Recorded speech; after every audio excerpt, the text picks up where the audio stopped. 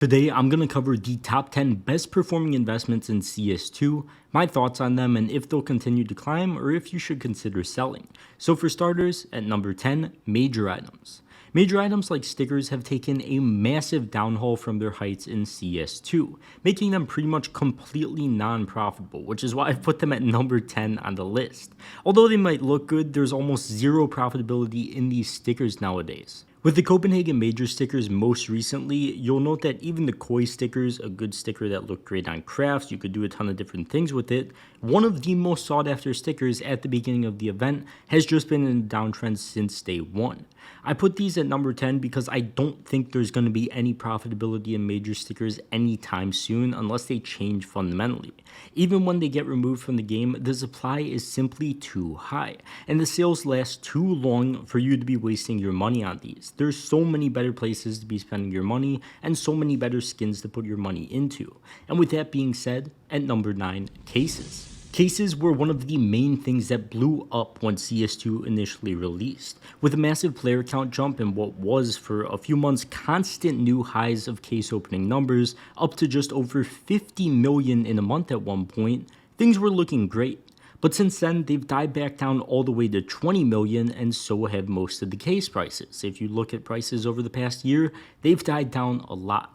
But it's led to some great opportunity today. Over the past month specifically, a lot of CS2 cases have increased around 10% in price, including the Phoenix case, Danger Zone case, and Glove case. If you want to buy skins or cash out your skins instantly at a great price, check out skin.land, where you could also get a free $10 bonus on your first sale. Skin.land is a site I use to insta-sell skins myself. They offer incredible prices and the process is very easy. Just make sure to click that link at the top of the description for your $10 bonus or enter code CHF on the site. Then go to your profile and enter your trade URL and you're all ready to sell and buy. Then select the skins you want to cash out instantly. Just click the skins you want to sell, select your payment method, either crypto or various bank transfer methods if you're in Europe. Then just confirm the trade the bot sends you on Steam instantly, and you're done. The entire process only takes around 5 minutes max, and receiving the money typically doesn't take more than 20 minutes for crypto. For bank transfers, it might take a few business days though. You can also buy skins for 30% cheaper than the Steam market value on Skinland as well. They have a ton of deposit methods, so whether you're looking to buy or sell, check them out with that link at the top of the description and get your $10 bonus today. Cases obviously aren't going anywhere as investments. People are always going to be unboxing cases, especially the OG ones that don't have too much supply, and I think they're one of the most solid investments out there, especially at these prices where a lot of them have dropped off significantly. Obviously, don't invest in cases that are in the active drop pool, but older cases with dwindling supply have proven to be incredible long-term holds.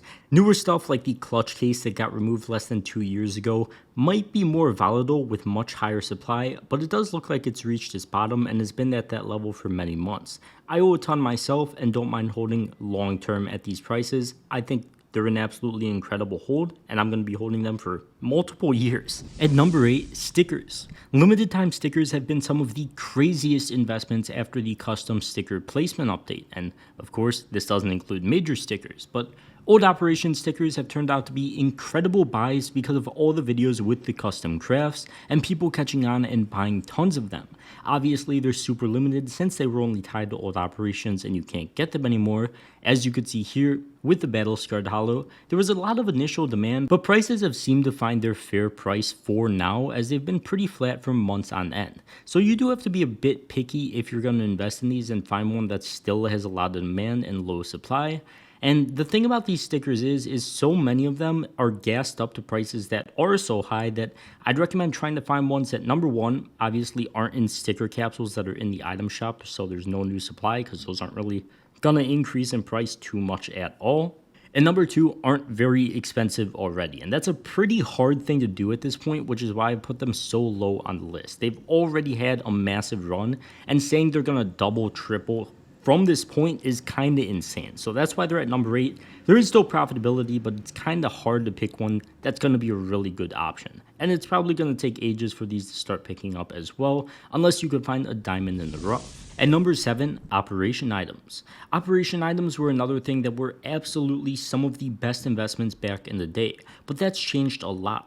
With that being said, a trend among them that you'll see is a lot over a long period of time just go completely flat, and then there's an eventual mass spike up in price, either caused by the rest of the market starting to pick up or occasionally just some random demand.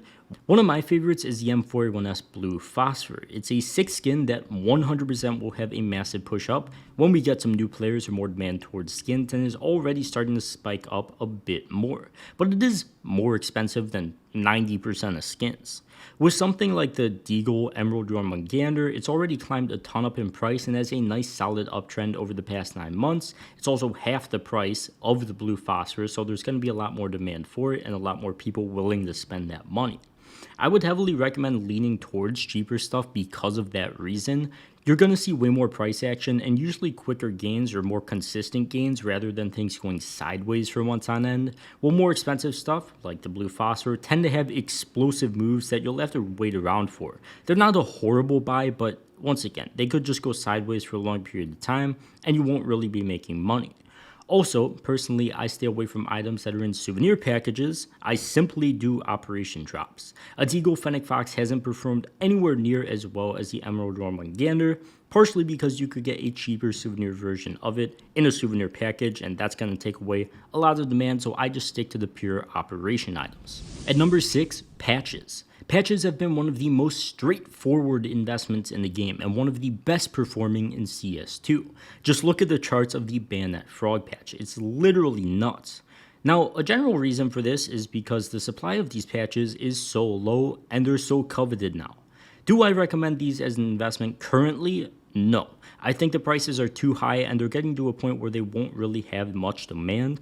There's much better things to put your money into in this game, such as cases, but they are one of the best performing items so far, which is why I put them higher up on this list.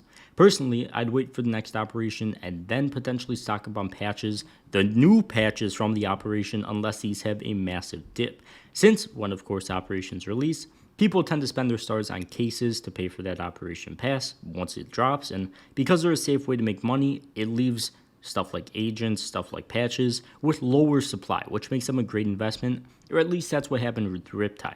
I'd also bet on these crashing whenever a new operation does drop, and I would sell these operation patches if you own them currently without a doubt. They're just insanely high in price.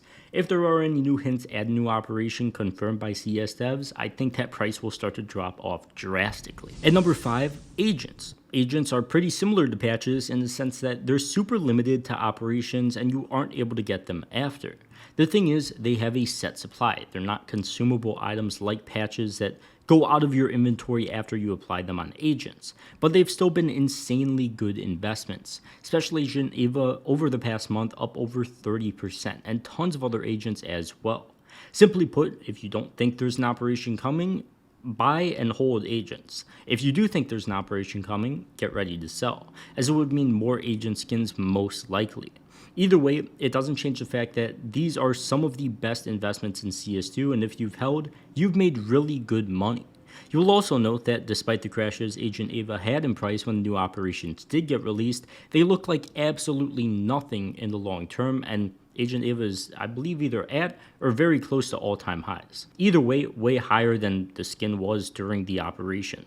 These skins are always going to be super limited to their operations. They won't get re-released, so I wouldn't mind holding agents long term because, once again, super limited, and their price charts are really strong between operation times, which seems like most of the time currently, so lots of room for growth. People aren't moving them around that much as well. Most people just buy and hold agents despite how expensive they get clearly, so I think they're a great buy. At number 4, high tier items. Dragonlores, Howls, Gungnir's, they're some of the most iconic items in the game, but how do they hold up as investments? Well, similar to the fairly expensive operation items like the Blue Phosphor, they're pretty stable and boring in price until they're not. This is why I always recommend cheap stuff over more expensive stuff. If you're buying something like a Gungnir or a Dragonlore, you're pretty much just looking to keep those at the same price for as long as you hold it. Initially, CS2 pushed the prices up super high, and those prices have stabilized out for a long time, well over a year at this point. There's always going to be demand for super high tier items like this, but it's very hard to move them in price. Personally, I'd much rather own a bunch of cheap stuff that blows up when the player count does, versus way more expensive stuff that doesn't really move in price ever. The charts don't lie, and putting your money into cheap playskin knives has always been a better return percentage-wise than these expensive skins. Sure, they could blow up occasionally, but you'd much rather have your money in cheap playskins, which we'll cover more, along with some other stuff. So at number 3, playskin knives. Playskin knives have been some of my favorite investments in the game, and they make up the majority of my inventory. And what I mean by playskin knives is affordable for the majority of the community. Not stuff like black pearls, sapphires, rubies, and stuff like that. I'm talking about blue steels, boreal forests, stuff that just costs a few $100 that eventually people that played the game for a while could convince themselves to buy. But you do have to be a bit picky here as well when it comes to investing. Using charts from Cantry.dev, you could see something like the Karambit Blue Steel has absolutely crushed it over the past 9 months. When we compare that to something more high tier like a Bayonet Fade that had highs of around $1,200 and is now currently sitting at around $740. Now, the funny thing is, despite the charts looking like this, I think you need to be careful when picking some cheaper skins. At the end of the day, I wouldn't buy cheaper play skins at these levels and would rather be selling them for underpriced skins like a Bayonet Fade that's pretty much retraced its entire move since the beginning of CS2. Once again, look at the charts on Cantry.dev. If something has retraced its entire move like the Bayonet Fade, and a lot of skins have done this, there's a good chance it's at a solid low risk price to buy. But with skins like a field tested gut knife Ultraviolet, there is still some room to grow, and it's obviously as dirt cheap as you could get. This varies a lot between low tier skins, so try to find a happy medium. Some I would say are overpriced, some like the gut Ultraviolet definitely have room to grow, but it kind of all just depends on bringing people back to the game again and how fast those prices are going to get pushed up. I think we are going to get a very big update eventually, hopefully this year, and those prices are going to shoot back up, which is why I say focus on more undervalued stuff rather than the stuff that's really expensive already, or stuff at fair levels that will have a lot of demand with new players. And number 2, gloves. Gloves are one of, if not my number 1 favorite investment in the game, specifically the gloves from the Glove and Hydra case. The glove case most recently hit all-time highs, and of course the gloves followed. Hedge mazes, spearmints, crimson kimonos, you name it. These gloves are absolutely incredible as investments and some of my top items to hold. Because they're so limited now, very few are being unboxed, and there's so much demand for good looking gloves and there really isn't that many pairs out there, it's no surprise to see these prices have gotten pushed up so incredibly high, and more recently, so quickly. Long term, I think they're great holds. Even if another case gets released with gloves, I don't think that'll crash their price at all. I made the mistake of buying Vice gloves, which don't really move too much since they're in the 2 cases that are relatively high in supply and cheap on the Steam market, so a bunch are still coming into supply. Obviously, don't just blindly go buying any gloves. Some are a lot better. Once again, those glove case gloves are absolutely insane. And also note, on skin.land, gloves give you some of the best insta-sell prices, which is another reason why I own like 4 pairs. They're super easy to cash out when you need that money or when they hit a price where you've made a solid profit. Another reason I highly recommend them. And finally at number 1, OG knives. I covered these a bit earlier in the video, but I think OG knives are the most undervalued items in the game right now. Most of these knives are at yearly low prices, and despite the fact that most of the charts I showed you are uptrends, the downtrends and cheap prices are what I like to personally look for, specifically with fade knives and stuff like that. Personally, I would look for a knife that's very close to its yearly or just low since CS2 released and buy off of that. Very little risk, tons of upside potential compared with the stuff that's already doing well. There's a lot more downside risk in a $4,000 pair of gloves compared to the Bayonet Fade, which what do you think is going to happen? Is it going to drop to $400? I don't think so at all. I think it's pretty much at its low. So I'm a much bigger fan of low risk, high reward, which is why I'm a big fan of stuff like the Bayonet Fade, and I own one myself. So of course, if you don't know exactly what the OG knives are, you could just Google the Phoenix case knives, scroll down, find one you like, look at the price chart, and then find something good to buy there. No matter your budget, I guarantee there is a good option, and I definitely recommend looking through those because there's some good looking knives you could play with as well. But yeah, as always, be sure to check out skin.land and insta-cash out your skins for a great price today. $10 bonus on your first sale as well with that link at the top of the description. Hope you guys did enjoy, and I'll see you guys in the next one. Peace.